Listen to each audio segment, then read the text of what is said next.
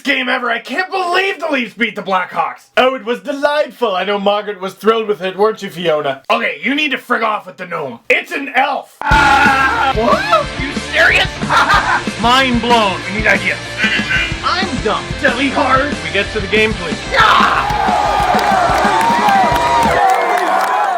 They actually won this time. Can you act like a normal person? Yeah, I guess you're right. Leafs win 7-3. No, for real. Over the Chicago Blackhawks. Toque hair, more like victory hair. BT Dubs, IR genius. Because last video I said the Leafs should start trying to outscore opponents 7-6. And they gave it a shot and even better, they won 7-3. And before the game even started, before the Leafs even scored their first of their 7, still wrapping my head around that, goals, Bob Cole. Oh baby, tell me I wasn't the only guy excited to see Bob Cole announcing the Leaf game. It's not a knock against Jim Houston, just from my childhood. I love when Bob Cole calls a hockey game. It goes back to the days where the Leafs used to make the playoffs all the time. Toronto and Ottawa, game 4 of the series. S-U-R-I-E-S if you're Bob Cole. And he doesn't give you the most in-depth calls of all time, but there's something about his voice that makes you say, oh baby. And he's not always sure about what just happened. It might have gone off a skate. It might have gone off a stick. Who knows? All I know is I am going to make it sound exciting. 1-1. And this isn't me, like, studying him on purpose. He's just been around since I was younger, and I love what he does. You just pick it up. Fans of the podcast, you know I start picking up what Darren Detition does when he reads a highlight pack, because I've been watching him do it for over a decade. Here's the Dutchie pack. Now the first step is I'm wearing a sweater underneath this so I can look even half as jacked as he is. Second step, get a suit 10 times more baller than this one. And I don't quite have the voice down, but I have the symphony. Usually he starts off kinda low, talking about a certain guy who might be going for a certain thing. Can he pull it off?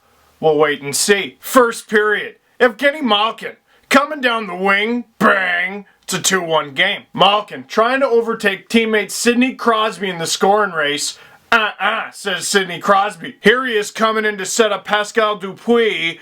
Kid's sick. Now it's a 3-1 game. I just love working in this crazy business called sports. I was doing highlights at CBC last night, but the suite I was in didn't have a microphone, so I got to record on the CBC Sports desk. Did it go out on TV? No, of course not, but I got to feel a little special. Now to actually talk about the game. First star, Peter Holland. 3 points, 2 of them goals, and more importantly, they were the first and third Leaf goals of the game. Some guys loaded up on points too, but it was a little backloaded. Holland had important points in this game. And you know what? The Leafs won handily over the defending Stanley Cup champions, a game that most of us expected to lose, so I want to keep it positive. But one thing, David Clarkson out, and not focusing on the fact that he was out, focusing on something people say about him, and oh, he got that 10-game suspension and it really screwed up his chemistry with this team. Peter Holland just got here. Forget changing teams, I'm sure he's just happy to be staying in the same league. Holland's got 4 goals and 2 assists, Clarkson 2 goals and 4 assists. They both have 6 points. The difference is Holland has only played 12 games and Clarkson has played 23. Even if he's up against it, for the kind of money Clarkson's getting, you'd like him to overcome those odds. But that's a conversation for another day. Peter Holland had a fantastic game. In fact, that whole line, Mason Raymond 4 assists? He looked like Johnny Appleseed out there, giving away assists like he's Santa Claus. You know Dasher and Dancer and Prancer and Vixen,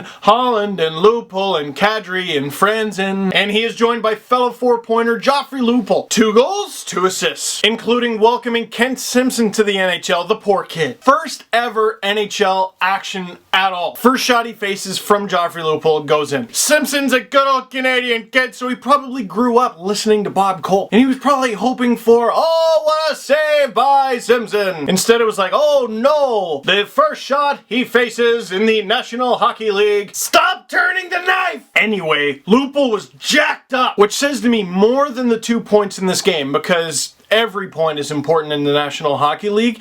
This was a mental win. You get destroyed by St. Louis and your coach says that you played brain dead, because you kind of did. That's kind of crushing. And then you play arguably the best game you've played all season long against the LA Kings, and you don't even get a pity point. This was not a hockey team stoked to be here. But a huge win like this, hockey night in Canada against the defending Stanley Cup champions in front of all those HBO cameras? How do you like me now? And you know who got his first ever NHL goal in front of those cameras? Jerry D. Mr. D. Jerry D'Amigo with his first ever NHL goal, and maybe the easiest he'll ever get too. One hand on the stick, backhand, you cheeky. But Nikolai Kulemin put him in a position to succeed, and he did. Speaking of which, I was just ready to give up on Nikolai Kulemin. I've been defending him for a long time because even when he's not scoring, he's actually doing some very productive things. He's a solid defensive player. I don't think anyone realizes how many hits he lays, how many hits he actually registers. If Kulemin's name was like Doug Canada or Craig Beaverton, he would be a way more popular Leaf. Vito and Woodbridge would look at him different. You know, he doesn't score all the goals. He's not the fanciest player, but Doug Canada, he works hard. I like that. Instead, I don't like this Kulemin kid. I thought every Russian was supposed to have all those crazy moves like Datsyuk from the Winx. Get this sweetheart off the ice. He is not sweetheart. He is the Magnitogorsk Mule. And he's been heating up production-wise lately, yes, but he's also just been in it. Moving to defense, I got my wish. Morgan Riley and John Michael Lyles in a pairing together. And guess what? They weren't very good, actually. I think it was Riley who was directly responsible for Kane's second goal of the night. And if you look at their fancy Corsi numbers, whoo, they got outchanced to blood. However, they did try to do the thing that I wanted them to try to do. Because against the Blackhawks, at least one of your defense pairings is gonna get lit up. They have like 2 first lines and a second. So Riley and Lyles, when they were on the ice, way more chances for by the Blackhawks. But Ranger and Fraser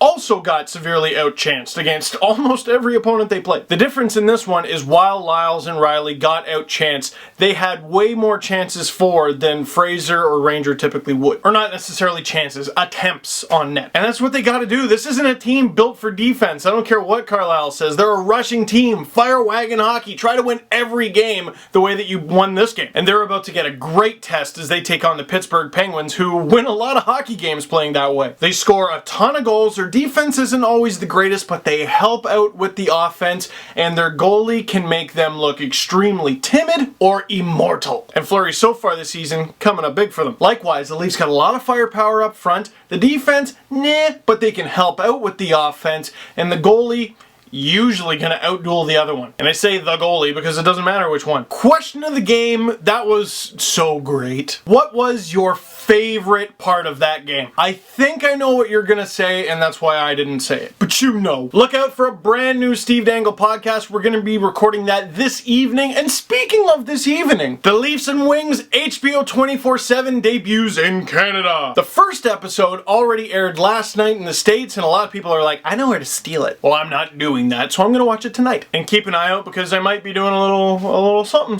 after. I'm not saying what the something is, just you know, something. That's all for this video. Thank you very much for watching. If you like this video, click like. If you really liked it, click subscribe, and I will see you next time. Oh, Baxter, I just love winning.